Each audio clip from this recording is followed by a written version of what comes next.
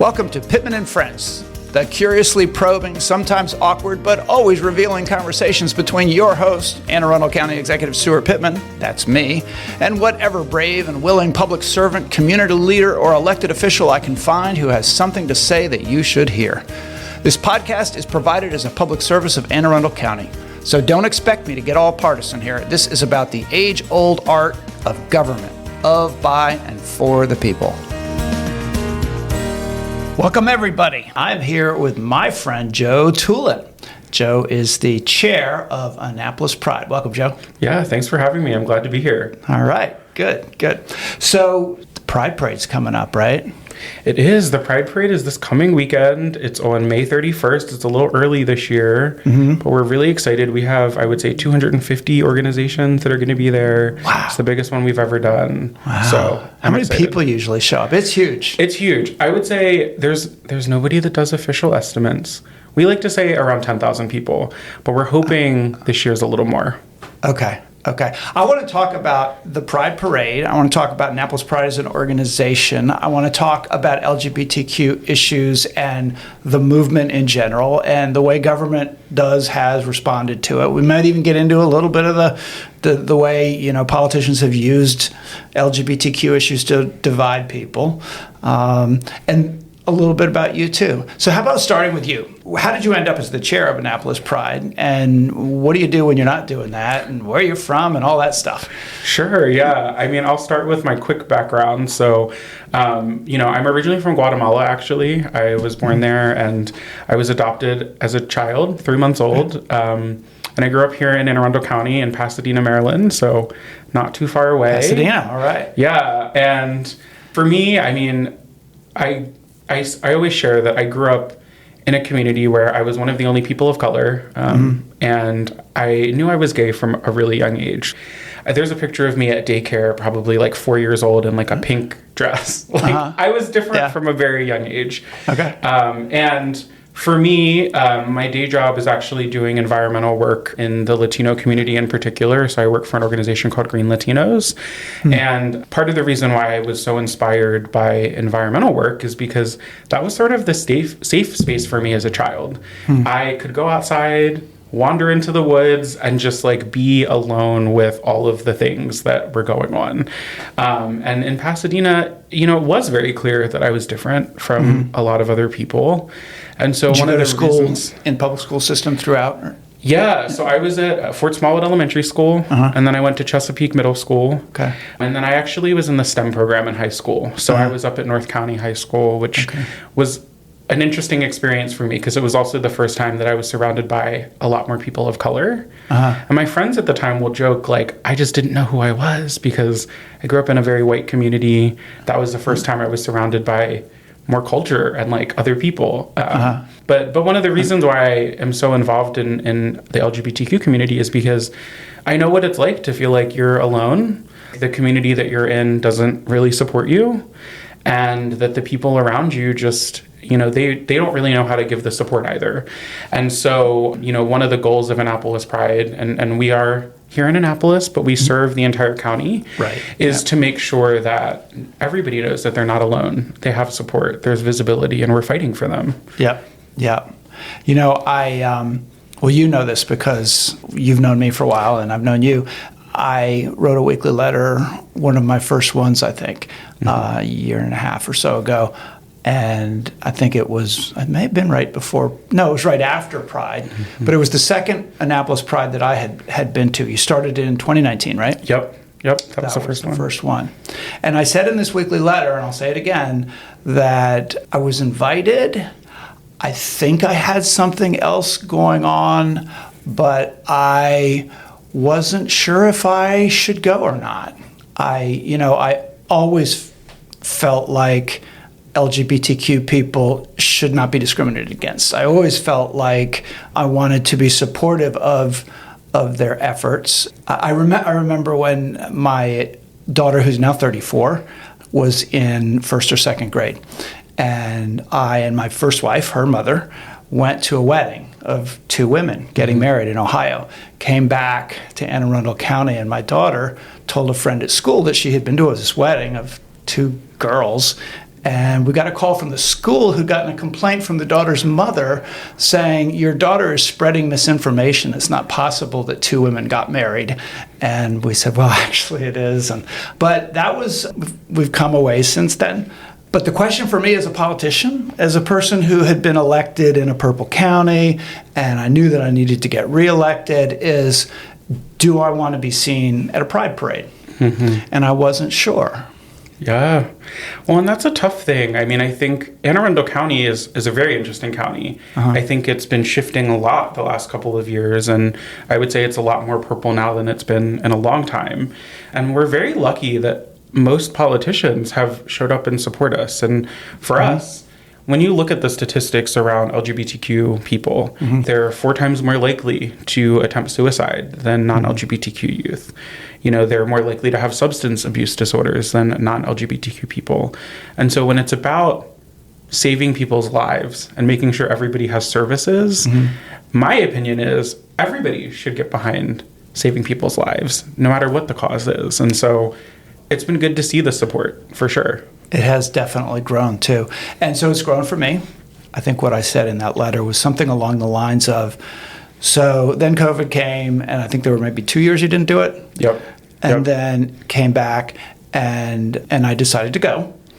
And the experience for me was one of joy, one of, first of all, I was amazed how many people were there on the sides of the street the whole way. Yep. And how the attitude was just, it was sort of like a coming out party in a fun way. It was like everybody just being everybody themselves, and just this joyous feeling. But my question had sort of been, so yes, we don't want LGBTQ people of any category within that to experience any kind of discrimination, but why march and have all the colors? And, I'm a kind of a quiet person anyway, sort of grew up in a conservative household kind of thing. Why all of that? And man, did it hit me hard how really wonderful that was, because like you described growing up and feeling not welcome. And this, you have a day of welcoming. And it felt so healing for everybody who was there, including for me. I was running around with this, somebody gave me this huge pride flag, and I was running in circles around our float with the flag, being a little ridiculous myself, maybe, I don't know, but feeling really good about it. And so I'll just say that I had my own experience of, the sort of the joy of it. And I guess, and I think part of what was so powerful about it was that, we get divided so often by politicians and by, whoever, and it's so hurtful. And when the opposite happens, it feels so good. Yeah. Well, and I remember that I think there's a picture of you flying around, and I think you made it your Facebook picture, your profile picture. I think I put it on my And that's how we knew. On my campaign page. Yes, that's how we knew that you were going to be a partner with us, right? And we knew that you were going to do what you could to support us, and so that I think was a big moment for us too, just knowing that we had a partner in you. But I mean, right now too, it's so important that we find ways to celebrate each other and come together. And so everybody that comes to the Pride Parade, I'm not going to name names, but people are like, this is my favorite parade in Annapolis. And so we're really excited that we get to do that for the community. And I think the one thing that's kind of unique too about our parade and festival, because DC's right up the road, Baltimore's right up the road. There's some smaller prides too. Crofton Pride's coming up later or next month. And but the thing about Annapolis Pride that is so cool is it is in our capital city. So we're here kind of at the center of a lot of Maryland things.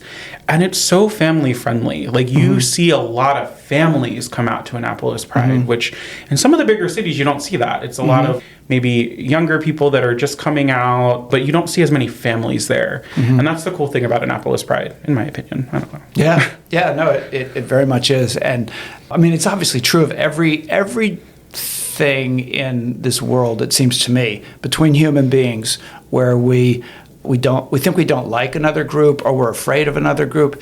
It's lack of familiarity usually. And whether it's, I mean, my dad fought in World War II, and I remember him describing it as a war against intolerance. And then he had friends who were in Washington, D.C. defense circles. He was in those circles, who worked in the Pentagon, who thought that after the war that the U.S. should bomb the Soviet Union with the weapons that we had before they got weapons, nuclear weapons.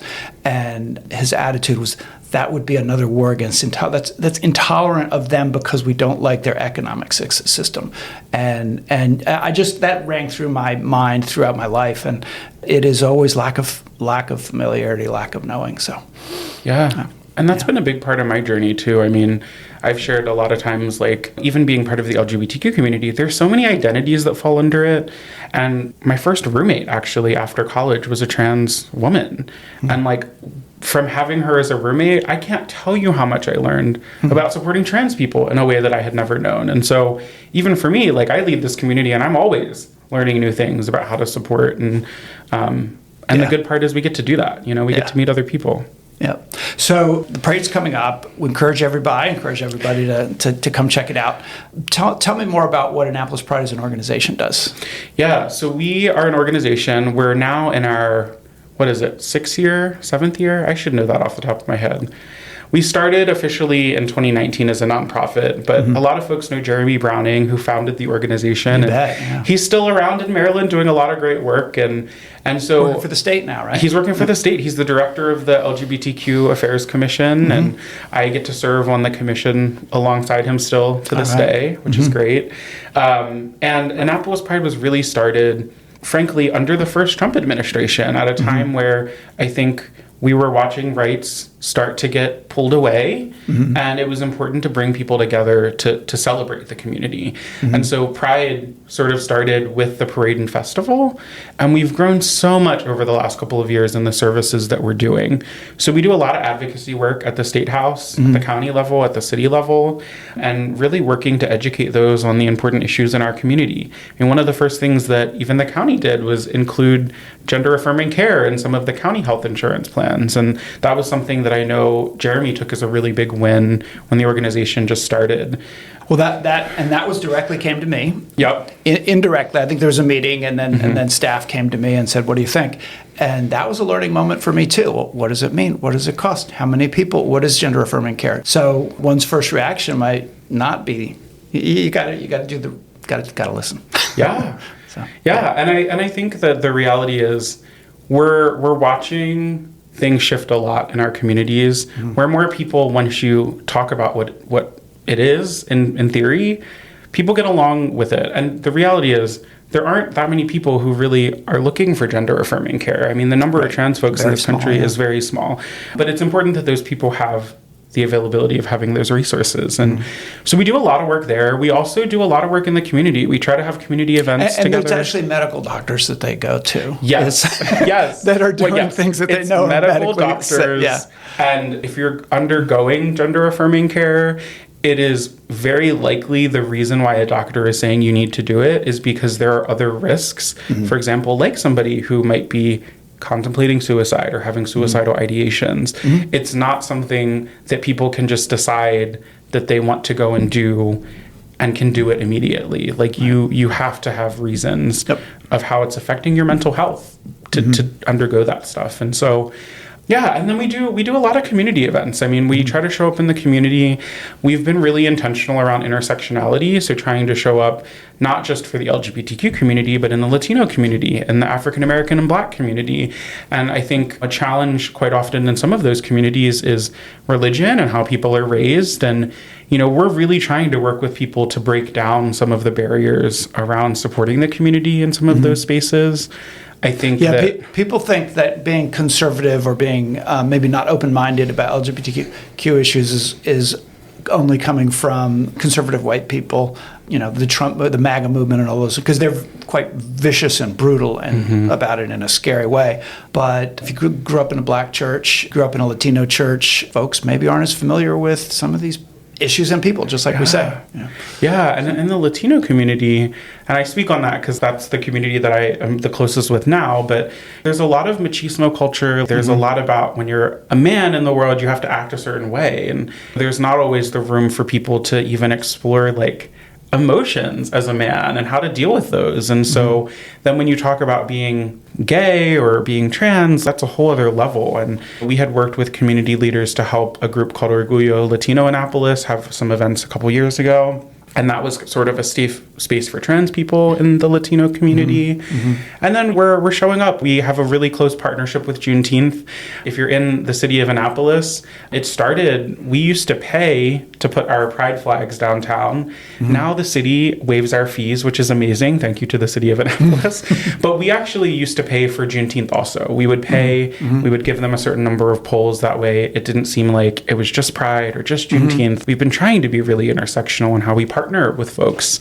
So Bishop Coates has been an amazing partner for us. And we have difficult conversations in community. I mean, I remember 2 years ago, we had a conversation with some of the police leaders in the county, and Pride started as a rebellion against police. And so that history kind of sticks with a lot of people in our community to this day. And a response to some pretty brutal attacks too. So we have an LGBTQ liaison both at the county level and at the city level. And they have really tried to show up in the community at our events. And so we're never going to solve all of the issues around this in the country and our communities, but we do see it as our duty to try to bring people together to have the conversations about how we can support each other and how we can come together and just be a community. I really get a kick out of seeing the FOP contingent at Pride Parade. We do have a police chief who's LGBT, who's lesbian, and the FOP is they got some conservative streaks within them, and it's really neat to see them there smiling and having a good time too. And a lot of county departments as well. Our health department is always there in force. We see schools out there. We see all kinds of groups. So as an organization, I know how hard it is to build a nonprofit organization, especially an advocacy one, and to maintain it and keep it together, both on the sort of volunteer and board level. People have to, agree on things and get along. And then there's, raising money and having a budget. So how are you all managing all of that? Are you in good shape? Or are you? Yeah, I mean, we're good. I think we're never going to say no to funding, obviously. And we are in a position where I'll be real. I think it's time that we hire an executive director. I think we have built such a name in the community at this point. Oh, you're volunteer? We're all volunteer. We do have a part-time contractor. Her name is Joellen. She's amazing. She keeps most things moving for us, actually. But, we don't have a full-time person doing a lot of this work. And so for me, it's basically another full-time job. I have a full-time job. I have another full-time job leading this work. And yeah, you're everywhere. I'm passionate about it. I care about it. But even as we think about future leadership of the organization, there are people with families. There are people with kids that are not going to be able to give as much time and energy as I've been able to do, as Jeremy was able to do also. Yeah. And so I think for us, we're really looking at probably hiring an executive director. And a big goal that we would love to do at some point is opening a community center. I mean, that's the thing where I think we're seeing the need to have a home, really, in maybe not Annapolis directly, but close by, or in Arundel County. So, we've grown a lot. I mean, when I took over the organization, we were just coming out of COVID. We hadn't raised a lot of money. And I think that year we were definitely operating in a little bit of a deficit. And, now I would say from that year, we've probably at least quadrupled the amount of money that we're bringing in every single year. And so we are not going anywhere. We're a fairly steady organization, but we are at the point where we have some things that we need to reach a little bit for. Do you have, let me just say also that even though you've been a volunteer and it hasn't been a paid job and everything, I've noticed that it's been good for you. You kind of a shy person by nature. So is Jeremy. Jeremy when he started. Leaders are often like that. You know? But I don't know if you feel more confident, but you seem more confident in what you're doing. I would say yes. I mean, I remember the first year that I took over, and we had our proclamation party. And it was the first time where I had to speak in front of a room of people on behalf of the organization. And I just fully was I don't know what to say. I don't know what to do. How was that after I got off the stage? And I definitely was shy. And I still am a shy person. But I also, in a lot of ways, have found the right voice and the right tone. I think a big part about being a leader is also like knowing when to speak up and when to be quiet, knowing the strategic conversations you might need to have with certain people or how to go about it. And I would say that I'm still a shy person. I'm never going to be, I think, the most outgoing person in the world. But it has definitely helped me hone showing up in community, knowing when to speak up for people in our community, and really like continuing to fight for the things that are important. The fact that you're maybe a little shy by nature, but also clearly very kind, I think is really important, because when I know that I, to some degree, and it's evolved over time, but other people as well, when you meet somebody who's an activist with an organization that represents a group of people, you kind of expect to be judged. And am I going to say something? Am I going to use the wrong pronoun, the wrong terminology on something? Am I going to say something that's going to offend that person? And then if I do, are they going to jump down my throat? And kindness just takes that away. So I think that's kind of not just from you, but the organization has that about it. I mean, I've been to a number of your receptions and things, and everybody's pretty laid back and having a normal time and having a good time. And so I hope that continues, because I think that's the way that you bring people in, and you let people let down their guards. And that's important. I mean, when you're talking about things like the LGBTQ community, and I said this a little bit before, there's so much to learn. And so a big part about just where we're at, I think, with some of the divides happening is actually being in spaces where you can meet people that maybe you have never met before, and being vulnerable and open enough to have some of those conversations. And so for me, there might be a time and place to be a little bit more direct with people, but at the same time, when people trust you, that's when you're able to really open up and say, I don't understand this. But especially for people that show up, that we know support us, we should be having conversations with them. This is how you could be more supportive of this community. Hey, I'm not trying to call you out. I'm just saying that here's something that you could do differently in the future. And I do think that's a strength of Pride. And I think that that's something that will hopefully stay, even if it's not me in the future. But it is an asset for sure. So I've got one that might be difficult. In fact, we might end up editing this out, but we might leave it in, depending on how it goes. I know that Dr. Bedell asked your organization and Moms for Liberty to sit down in a meeting together with him. Did that ever happen? It did. It happened. Okay. And it was myself and Abby Ellicott, who leads the Coalition for LGBTQ Students, and we sat down with some of the Moms for Liberty folks. And that was an interesting... And for folks who don't know, Moms for Liberty has been organized nationally, largely to have influence in school board races and things, but a focus has been charging school systems with saying that, you're grooming our children, all of this LGBTQ stuff in particular, some of the stuff on history of race relations as well, but largely LGBTQ is a threat to our students, our kids, and we want to change things. So I mean, that meeting was really interesting, because I think from our perspective, again, we want to go into this with an open mind. We want to go into it hoping that people understand why we're doing the work that we're doing. I think at the end of the day, I do think that we all went into that meeting and nobody's mind changed about their values. Right. But I do think, if nothing else, it was good for us to sit down and look at each other across the table as human beings and have a conversation. Because folks might remember that when the flag ban policy was going through the county school system, some of those meetings got very heated and very intense.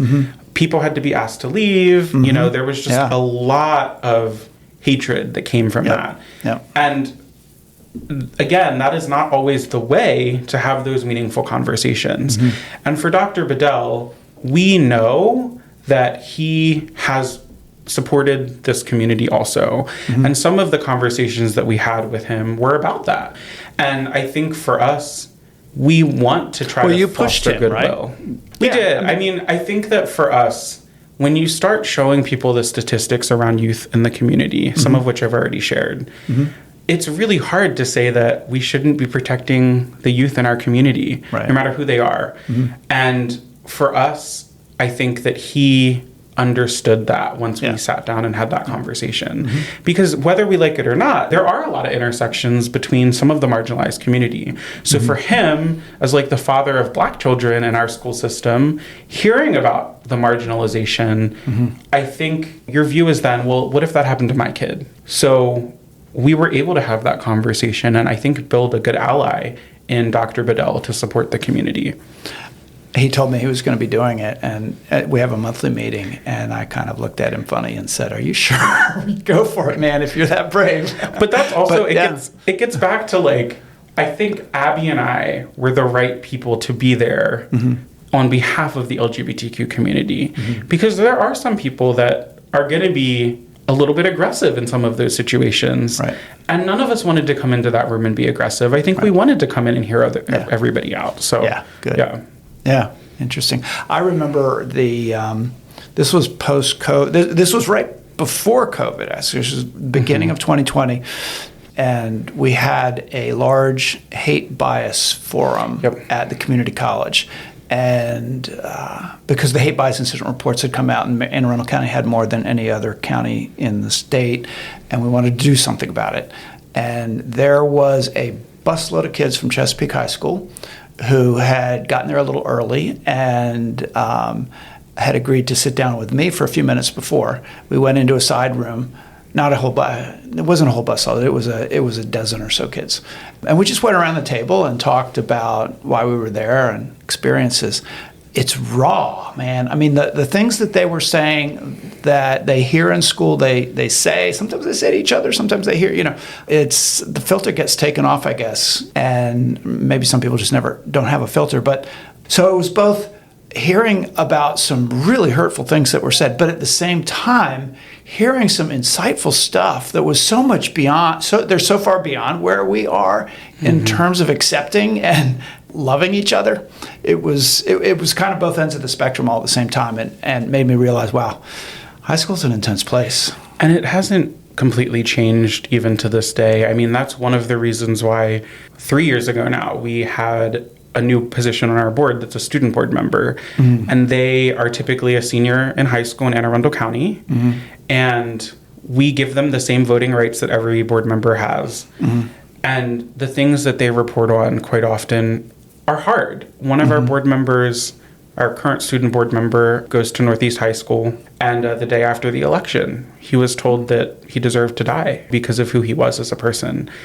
And so for us, having that key voice on our board is important. Pretty scary right after an election where you think that, maybe this is actually going to happen, that they're all coming after me. Yeah. The whole government. Yeah, and we see it. I mean, the government has continued to target folks in our community. I mean, particularly trans people, and God, the amount of money that they spend on TV just attacking trans people. Yeah, and it's a lot of misinformation. Right. And so one of the things that I always say is that the amount of trans folks in sports, for example, which is a big thing, is so minimal compared to all the other people in sports. And if you think about the people that they're trying to ban, it's like elementary, middle school students. Right. It's the younger kids, and where it's just like they're just out there having fun. Yes. They just want community. They just want to have fun. They want to let out steam, Yeah. It's not like there's prize money involved, but Yeah. Well, and I think that's the fact that it is so intense for younger people, what they're experiencing, and identity is just it's such for all of us, we're trying to figure out who we are anyway. And so I believe that it is in a school setting where inclusivity should be practiced. And that's where I guess the fear comes from some who think, oh, but that means that you are encouraging my kid to be something that they're not. Where in fact, hopefully all children are being taught that they should be who they are and comfortable in their own skin and all those good things. But hopefully, we'll just keep working through it and do it well and save some lives and make lives better in the process. Yeah, and that's why we're here. I mean, I think it's gotten a lot better. I noticed even coming around Annapolis now, more often I'll see what presumably are like same-sex couples walking around. And even when Pride started, I didn't see that very often. So we are watching the community become more and more inclusive. And sometimes I think it's because of the work of organizations like ours and some of the other groups. So it's inspiring sometimes to see that. I agree. Good. Well, thank you so much for doing this. You have a hard job, I think, navigating complicated issues that people care deeply about. So thank you for doing it. And I'll see you this weekend. Yeah, I'm excited. This weekend. Right. All right. Well, thanks everybody for joining us, and hit that subscribe button so that you get notified about what's coming next. And thanks, Joe. Of course.